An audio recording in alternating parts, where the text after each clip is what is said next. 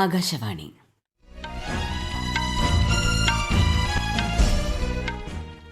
നമസ്കാരം. പ്രാദേശിക വാർത്തകൾ വായിക്കുന്നത് സീന ആന്റണി.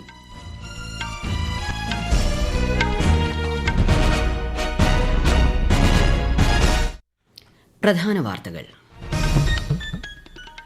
ശ്രീചിത്രയിലെ നൂതനാശയ സംരംഭങ്ങൾക്ക് മെഡിക്കൽ മേഖലയിൽ വലിയ സ്വീകാര്യത ലഭിക്കുന്നുണ്ടെന്ന് ഉപരാഷ്ട്രപതി. കിഫ്ബിയുടെ രജത ജൂബിലി ആഘോഷം തിരുവനന്തപുരത്ത് മുഖ്യമന്ത്രി പിണറായി വിജയൻ അല്പസമയത്തിനകം ഉദ്ഘാടനം ചെയ്യും. സംസ്ഥാനത്ത് തദ്ദേശ തെരഞ്ഞെടുപ്പിനായുള്ള വോട്ടർ പട്ടികയിൽ പേര് ചേർക്കാൻ നാളെ കൂടി അവസരം. തീവ്ര വോട്ടർ പട്ടിക പരിഷ്കരണവുമായി ബന്ധപ്പെട്ട വിഷയങ്ങൾ ചർച്ച ചെയ്യാൻ മുഖ്യമന്ത്രിയുടെ അധ്യക്ഷതയിൽ നാളെ സർവകക്ഷി യോഗം ചേരും. അർഹരായ എല്ലാവർക്കും മുൻഗണനാ റേഷൻ കാർഡുകൾ ലഭ്യമാക്കണമെന്നതാണ് സർക്കാർ നയമെന്ന് മന്ത്രി GR അനിൽ. സംസ്ഥാന സർക്കാരിന്റെ ഓൺലൈൻ ഓട്ടോ ടാക്സി പ്ലാറ്റ്ഫോമായ കേരള സവാരി 2.0 പൂർണ്ണതോതിൽ പ്രവർത്തനം ആരംഭിച്ചതായി മന്ത്രി വി ശിവൻകുട്ടി. വാർത്തകൾ വിശദമായി. 2 ലക്ഷത്തോളം രോഗികൾക്ക് ഹൃദയ വാൽവ് ശസ്ത്രക്രിയ നടത്തിയ ശ്രീചിത്ര തിരുനാൾ institute four medical sciences and technology രാജ്യത്തെ സർക്കാർ മേഖലയിലെ എല്ലാ സ്ഥാപനങ്ങൾക്കും പ്രചോദനമാണെന്ന് ഉപരാഷ്ട്രപതി CP രാധാകൃഷ്ണൻ. ശ്രീചിത്രയും സ്റ്റാർട്ടപ്പ് കമ്പനികളും വികസിപ്പിച്ചെടുത്ത മെഡിക്കൽ ഉപകരണങ്ങളുടെ പ്രദർശനം സന്ദർശിച്ച ശേഷം സംസാരിക്കുകയായിരുന്നു അദ്ദേഹം. ശ്രീചിത്രയിലെ നൂതനാശയ സംരംഭങ്ങൾക്ക് മെഡിക്കൽ മേഖലയിൽ വലിയ സ്വീകാര്യത ലഭിക്കുന്നുണ്ടെന്നും ഉപരാഷ്ട്രപതി വ്യക്തമാക്കി. ഗവർണർ രാജേന്ദ്ര വിശ്വനാഥ് അർലേക്കർ, കേന്ദ്ര സഹമന്ത്രി സുരേഷ് ഗോപി, സംസ്ഥാന ധനകാര്യമന്ത്രി KN ബാലഗോപാൽ തുടങ്ങി നിരവധി പ്രമുഖർ ചടങ്ങിൽ പങ്കെടുത്തു. കിഫ്ബിയുടെ രജത ജൂബിലി ആഘോഷം തിരുവനന്തപുരത്ത് മുഖ്യമന്ത്രി പിണറായി വിജയൻ അല്പസമയത്തിനകം ഉദ്ഘാടനം ചെയ്യും. കിഫ്ബി സ്മരണികയും മലയാളം മാസികയും ബോട്ട് സോഫ്റ്റ്വെയറും മുഖ്യമന്ത്രി പ്രകാശനം ചെയ്യും. മികച്ച പ്രവർത്തനം കാഴ്ചവെച്ച പദ്ധതി നിർവഹണ ഏജൻസികൾ, കരാറുകാർ, മത്സര വിജയികൾ തുടങ്ങിയവർക്കുള്ള പുരസ്കാര വിതരണവും ചടങ്ങിൽ മുഖ്യമന്ത്രി നിർവഹിക്കും. സംസ്ഥാനത്ത് തദ്ദേശ തെരഞ്ഞെടുപ്പിനായുള്ള വോട്ടർ പട്ടികയിൽ പേര് ചേർക്കാൻ നാളെ കൂടി അവസരം.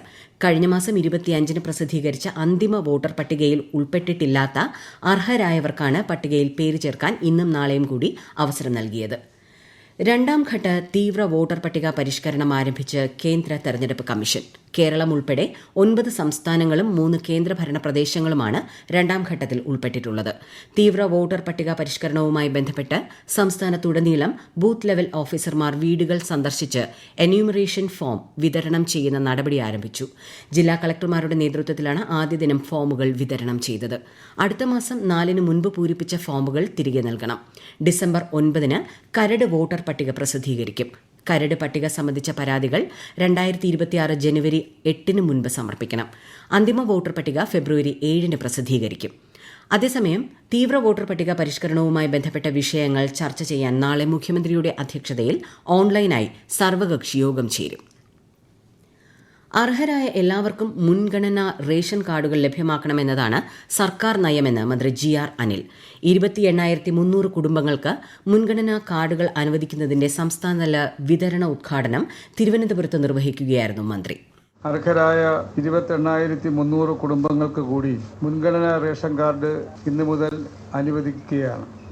ഈ സർക്കാർ അധികാരത്തിൽ വന്നത് മുതൽ മുൻഗണനാ പട്ടിക ശുദ്ധീകരിക്കാനും അർഹരായ എല്ലാവർക്കും മുൻഗണനാ കാർഡ് നൽകുവാനുമുള്ള നടപടികൾ ഞാനിവിടെ വിശദീകരിക്കുന്നത്. മുൻഗണനാ കാർഡുകൾ കൈവശം വച്ചിരിക്കുന്ന അനർഹരായവർക്കെതിരെ ശക്തമായ നടപടി സ്വീകരിക്കുമെന്നും മന്ത്രി പറഞ്ഞു. സ്കൂൾ ഉച്ചഭക്ഷണ പദ്ധതിക്കായി 75.31 കോടി രൂപ അനുവദിച്ചതായി ധനമന്ത്രി KN ബാലഗോപാൽ. പാചക തൊഴിലാളികളുടെ ഓണറേറിയം ഉൾപ്പെടെയുള്ളവയ്ക്കാണ് തുക അനുവദിച്ചത്.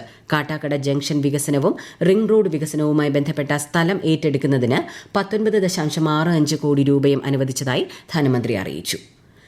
സംസ്ഥാന സർക്കാരിന്റെ ഓൺലൈൻ ഓട്ടോ ടാക്സി പ്ലാറ്റ്ഫോമായ കേരള സവാരി 2.0 പൂർണ്ണതോതിൽ പ്രവർത്തനം ആരംഭിച്ചതായി മന്ത്രി വി ശിവൻകുട്ടി. ഡിസംബറോടെ കേരള സവാരി ഒരു മൾട്ടി മോഡൽ ഗതാഗത സംവിധാന ആപ്പായി മാറും. Metro, water metro, metro feeder ബസ്സുകൾ, ഓട്ടോകൾ, ക്യാബുകൾ എന്നിവയെ ഏകോപിപ്പിക്കുന്ന ഈ സംവിധാനം രാജ്യത്തിന് തന്നെ മാതൃകയാകുമെന്നും മന്ത്രി തിരുവനന്തപുരത്ത് വാർത്താസമ്മേളനത്തിൽ പറഞ്ഞു.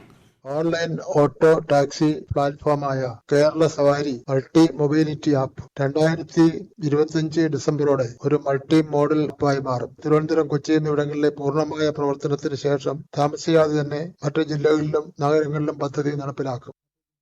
തിരുവനന്തപുരം, കൊച്ചി എന്നിവിടങ്ങളിലെ പൂർണ്ണമായ പ്രവർത്തനത്തിന് ശേഷം വൈകാതെ മറ്റ് ജില്ലകളിലേക്കും പദ്ധതി വ്യാപിപ്പിക്കും. ഈ വാർത്തകൾ ആകാശവാണിയിൽ നിന്ന്.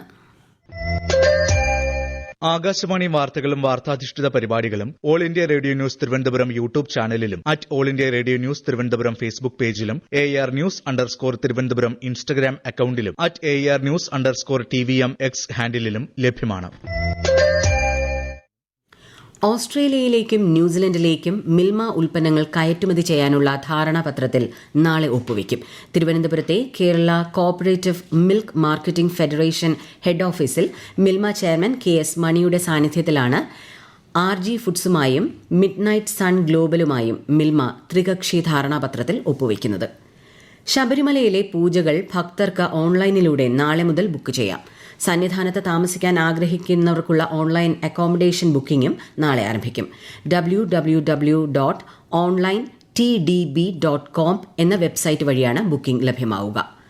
വർക്കലയിൽ യുവതിയെ ട്രെയിനിൽ നിന്ന് തള്ളിയിട്ടത് പിടിയിലായ സുരേഷ് തന്നെയെന്ന സ്ഥിരീകരണം. അന്വേഷണ സംഘത്തിന് ട്രെയിനിലെ CCTV ദൃശ്യങ്ങൾ ലഭിച്ചു. RPF ആണ് അന്വേഷണ സംഘത്തിന് CCTV ദൃശ്യങ്ങൾ കൈമാറിയത്. സുരേഷ് കുമാറിന്റെ പേരിൽ വധശ്രമത്തിന് പോലീസ് കേസെടുത്തു. അതേസമയം ട്രെയിനിൽ നിന്ന് വീണ യുവതി തിരുവനന്തപുരം മെഡിക്കൽ കോളേജിലെ തീവ്രപരിചരണ വിഭാഗത്തിൽ അതിഗുരുതരാവസ്ഥയിൽ തുടരുകയാണ്. കേരളത്തിൽ സ്വർണ്ണവില പവന് 90,000 രൂപയ്ക്ക് താഴെയെത്തി. ഈ മാസം 17-ന് 1 പവൻ സ്വർണത്തിന്റെ വില സർവകാല റെക്കോർഡായ 97,360 രൂപയിലെത്തിയിരുന്നു. കൂടുതൽ വിവരങ്ങളുമായി ആകാശവാണി ലേഖകൻ സ്മിതി M. പള്ളുരുത്തി. സംസ്ഥാനത്ത് സ്വർണ്ണവില ഇന്ന് പവന് 89,800 രൂപയായി. 1 ലക്ഷം രൂപയ്ക്ക് മുകളിലേക്ക് കുതിക്കുമോ എന്ന് കരുതിയിരുന്ന സ്വർണ്ണവിലയാണ് ഇപ്പോൾ താഴേക്ക് പതിക്കുന്ന പ്രവണതയിലേക്ക് നീങ്ങിയത്. അമേരിക്കൻ ഫെഡറൽ റിസർവ് പലിശ നിരക്ക് വീണ്ടും കുറച്ചേക്കും എന്നുള്ള പ്രതീക്ഷ മങ്ങിയതാണ് വില താഴാനുള്ള പ്രധാന കാരണങ്ങളിൽ ഒന്നെന്ന് വിദഗ്ധർ അഭിപ്രായപ്പെടുന്നു. രാജ്യാന്തര സ്വർണ്ണവില ഔൺസിന് $3,993 കുറഞ്ഞിട്ടുണ്ട്. രാജ്യത്തെ ഓഹരി വിപണികളിൽ നഷ്ടത്തോടെ വ്യാപാരം അവസാനിപ്പിച്ചു. ബോംബെ ഓഹരി സൂചിക സെൻസെക്സ് 519 പോയിന്റ് താഴ്ന്ന് 83,459-ലും ദേശീയ ഓഹരി സൂചിക നിഫ്റ്റി 165 പോയിന്റ് നഷ്ടത്തിൽ 25,597-ലും വ്യാപാരം അവസാനിപ്പിച്ചു. കേരളത്തിലെ തദ്ദേശ സ്ഥാപനങ്ങളുടെ പ്രവർത്തനം മാതൃകാപരമാണെന്ന് മന്ത്രി MB രാജേഷ്.